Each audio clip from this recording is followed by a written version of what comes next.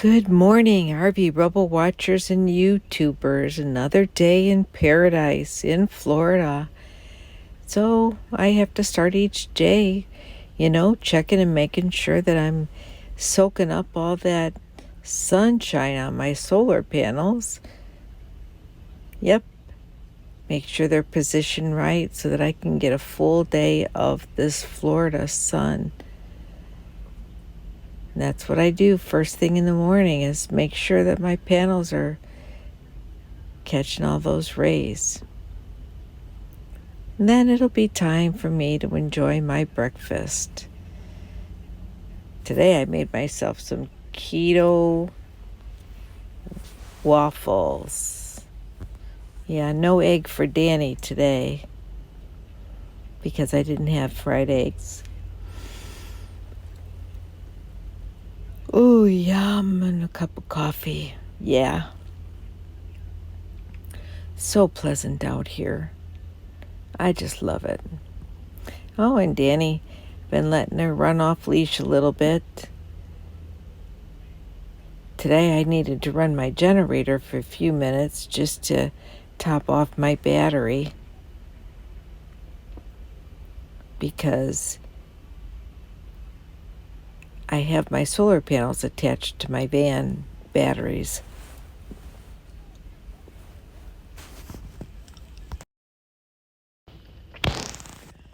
So now I'm just going to sit here and relax a little bit this morning before I start my day. Enjoy my breakfast and my coffee with my little puppy dog. And enjoy the beautiful weather here in Florida.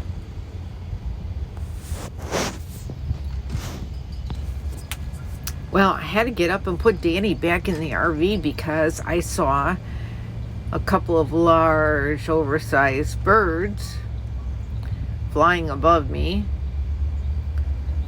probably checking her out, I don't know. And then I realized that it was an eagle. It was a bald-headed eagle, one with the white head. And he was so far up, I figured every time that I see these eagles, I don't have my camera out. So now I had to go get my camera, my video camera. Because as you could see, it was taking video of me and Danny. By the time I got the camera, it was too late. They had flown away. But they were soaring really high up there. Maybe tomorrow. There was there was an eagle, bald-headed eagle flying around. Yeah, Mom, that eagle was looking at me. I think it wanted me for lunch.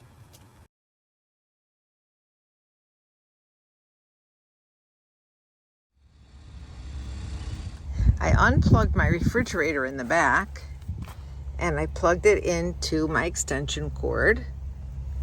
It's showing that it's on electric.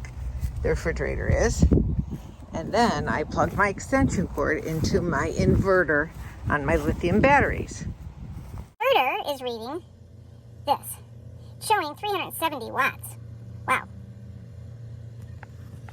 Okay, let's see what my charge controller is saying.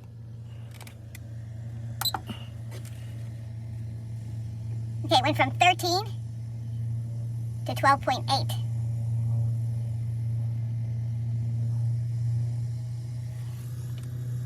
And my other charge controller went down to 12.9. So I have 220 watts hooked up to the MPPT charge controller, and I have 220 watts hooked up to the Dokio charge controller. It works.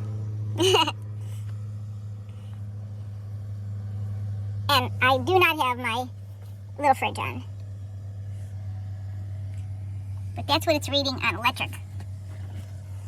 Let's see what happens when I switch it over to gas. Okay, I'm going to change the mode from automatic, which is on electric, to gas only. But we know that in order for it to kick off and use the gas, that it has to have some electric.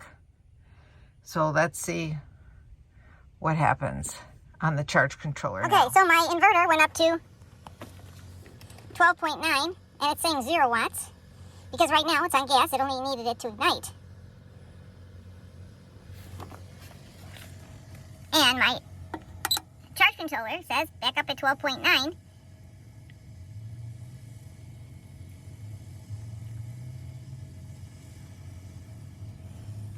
And this one is at 13. It's reading my batteries at 13. But this one is probably, it's at 13, 12.99, but okay. That's good. That's the only load on these batteries is the refrigerator. When it kicks off and uses the electric, I don't know how much it takes. I guess I could wait and see, but I'm sure it's like minimal. That is my 12-volt battery that goes to the house. And then I was plugging everything into my lithium, which meant that these were being plugged into my lithium because this battery charges while my house is plugged into shore power. And right now, shore power is my lithium batteries. So it kept shutting down. And I'm like, why is it shutting down? Well, if this is what I think it is, duh, I should have known this. I mean, why would I charge a battery off a battery and not think it was going to drain all the power I had, energy I had stored in it? So if this is doing exactly what I feel it's doing, then my key would be to get a shut-off switch for this battery. Or just disconnect every time I park and run off of my solar, which is not a big deal. My key is to try to get my whole house to run off of my 3 100-watt ampere time batteries, my lithium batteries, because this is only 100 watts. So let's see what's gonna happen here. This is great because I need this for my jack anyway. Most of the guys have been doing when they're hooking up some of the campers to the lithium batteries, hooking the house up to it from underneath the basement, is they're putting the wires that would normally go to this battery back up inside and hooking those wires onto those batteries. So it's not a big deal. That's how the whole house would run off of the lithium, directly attached to the lithium. And then you just turn on the inverter when you want to have use of your 110 outlets, of your outlets. But I wanted to be able to use my batteries on my house and on my van, should I choose to just take the van for a trip. So I would have the best of, the world. So let's see what's happening now and what kind of a draw that is on my battery. Look at that, running my whole house. Oh, running our own house, Mom and my house, on wheels. It's only drawing 30 or 40 watts on the lithium batteries, having the whole house plugged into my little smart cart. Our little smart cart. Sorry. Anyway, so I have 80 watts of solar hooked up to my house, to my 12 volt, with a charge controller, and I'm at 12, which I want it to be above 12, and I only have 80 watts on there, so I shouldn't say I was solar. I really need to get this one charged up higher. So I'm gonna work on that right now. I'm gonna switch over my panels in order for me to have more wattage going into the 12-volt battery to bring that up. Just adding, I have now hooked up my 220-watt panel to the 12-volt panel, which has brought my battery up to 13.2, it says. So we're going to leave this to charge up this battery. It is a 2020 battery, so I don't have a whole lot of life left on it, but I pulled the 6 volts off because of the weight. I mean, sometimes you gotta manage weight, you gotta manage power. RV life is not much different than having your own home, and managing your home. And if you're going to be a solo female out here, you can't be dependent on these wonderful guys out here, as wonderful as they are, to constantly be bailing you out and doing everything for you. Because they're, if they're not traveling with you, what do you do then? You need to do this yourself. You need to have the knowledge of how to do this yourself. You need to get yourself a multimeter, okay, to test your batteries. You need to watch your power. if you want to live this life, you don't always have the convenience of all this power, blow dryers, curling irons, you know, and all that crap. Let's get serious here, women. You know, you gotta be able to be living a little bit primitively. If you want all that fancy stuff, then you need to get yourself a Class C or a Class A or a fancy trailer with a generator, with a big ass generator, and run that generator or stay in an RV park hooked up. Because then you can have all that stuff. But if you want to save money and boondock and see the lands, you got to sacrifice. And one of the quotes I've always heard was, nothing worthwhile comes easy. Yep. So now I'm up to 13.4. And I should be maintaining my solar panel that's in the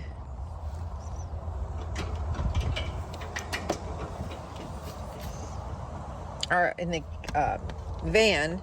I'm going to hook up hook up the 80 watt panel to that. Well, I have the 220 hooked up. It's interchangeable. I love it. I can just move stuff around to make it work. So what do you do, Carolyn, if you decide to go out for the day and you don't have your solar panels for your lithium hooked up to your van because you're driving around? Good question. Okay, this is what I do. I can leave my solar panels on top of the roof. I get up with my ladder, my little ladder that one of my viewers bought me. Bruce W., thank you. And I'll get up there and I'll lay my solar panels up there. And then my house battery will stay charged so that I have, you know, I'm charged when I get back. My house is charged for the night. I can plug my one of my Blue Eddies into my van while I'm driving with the 12 volt plug. And so I have my Blue Eddy charged up. And that's all I need to get through the night, because my refrigerator will run off the house 12 volt. And I'm not using my van. I'm not drawing any power off of it because I'm driving, maybe going. And if I do stop, I can always hook up my panel. It works. If I stay away with the van, I hook up my solar panels to my van then. But basically, you know, I'm only going to use those batteries when I'm parked with the van here for my house, or if I drop my trailer and drive away, you know, and camp in my van. Plus, I have an extension that allows me to plug a 12 volt extension, which allows me to keep my batteries, my lithium batteries, plugged in while I'm driving to my vehicle, so they can charge while I'm driving down the road from my vehicle. Yeah, I have a long extension, 12 volt, male at one end, female at the other end, so I could, you know, charge my batteries. Now, I should say each end is male, because one plugs into my dash, the other plugs into my 12 volt plug that is attached with alligator clips. No, not alligator. It's attached directly to my battery that I use for my refrigerator, my 12 volt refrigerator that's in there. Yeah, I have to remember. So many different wires and things, but I could do it, you could do it. So what does it cost? You know, what are your fees? Listen, I'll tell you what, this life is not cheap. It is definitely not cheap, you know. So it depends on which way you approach it. And yes, you can do this and live this life out of a car or out of a van without any of the perks that I'm talking about, you know. You can live this life on less than $1,000 a month, I'm sure. But that means you have to be stationary somewhere or stay within a certain vicinity. What did it cost me to drive 2,200 miles, approximately 2,200 miles from Arizona to Fort Myers, Florida? Well, this is what it cost me. 2,200 miles. I get 11 miles to the gallon. According to my calculations using a medium of $3.50 a gallon, which sometimes it was less and sometimes it was more. I just went with an average of $3.50 a gallon. It should have cost me about $765. I'm not looking at my figures right now, but I have them written down inside my camper. But I'll put the exact ones here as I'm pointing them out, so they may differ from what I'm telling you. About $765, okay, in gas. And I went through my bank statement, and according to my bank statement, I spent like $685 or something like that. I'll put it here, the exact amount that my bank statement says I spent. But I do know that twice I used my mobile gas card for gas, and because I decided I just didn't want to use my money in my bank account, so I didn't want to, I have bills being paid or whatever, so I used my mobile gas card that I've had for like over 25 years. So every once in a while I charge something on there and then pay it off right away. Anyway, I think I filled up maybe twice, and I think one time I paid with cash because I won that money at the casino, which ended up gone. It's gone because it's gone to the new tire and gas, and I forget what else I had to spend it on, but that's okay because it worked out. I mean, I did make a profit. Yeah. So yeah, it cost me about, I would say about between $750 and $800 in gas, depending on how much you're paying for gas, to drive from Arizona to Florida. And I stopped over in Texas for a couple of days. So otherwise it would have been like an 18-hour trip. But of course it took me, I took a couple of days to make that journey and stop and see my friend RV Joey.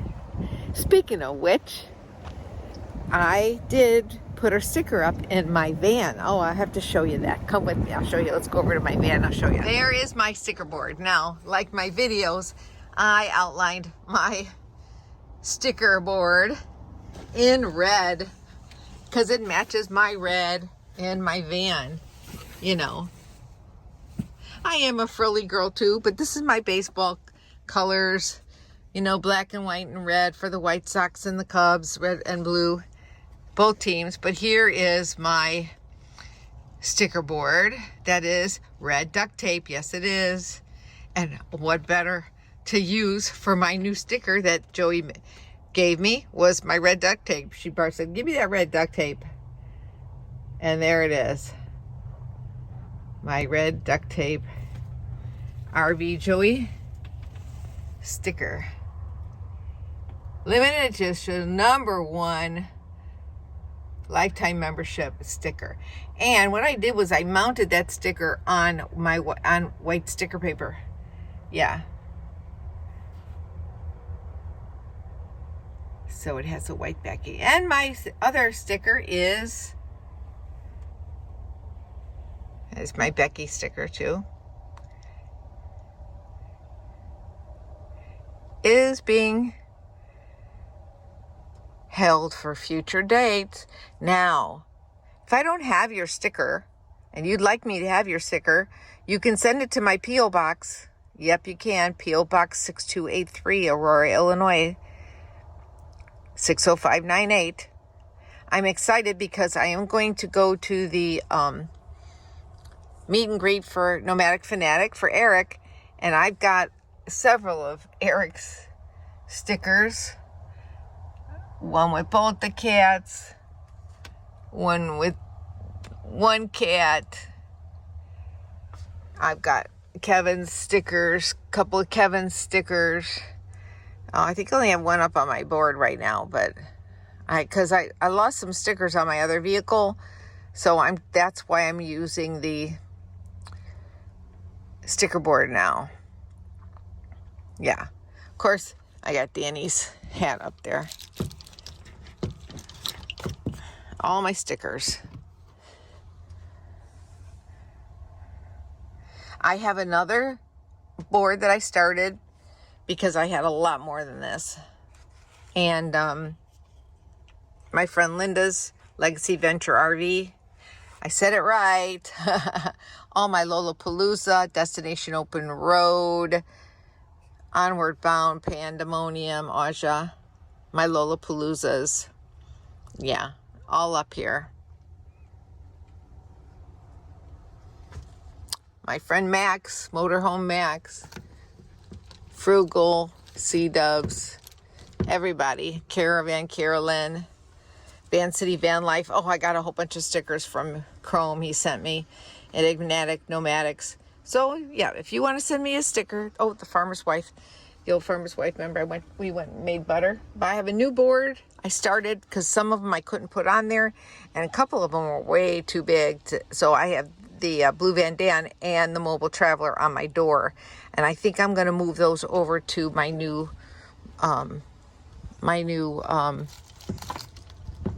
sticker board that I started. Yeah, it's not really a board, but it's Reflectix. Okay, so what did I do? Well, I cut out little wedges here and on the back side for my wires to come out of. Yeah, and then I could just set my board back down on there that holds my inverter. And this is my extension for my panels. Gives me a little bit more room, and it's a better conductor of power. So I'm going to put my inverter back where it goes. Yep, and I got dirty laundry. Isn't that a song? Dirty laundry. So yeah, we'll be taking a trip to the laundromat here coming up real quick. Well, actually, we're going to be rolling into an RV park on the 16th. And then we'll be doing laundry there. Thanks everybody for spending the day with me and discussing power management, laundry management, sticker management, battery management. Yeah, nomad life.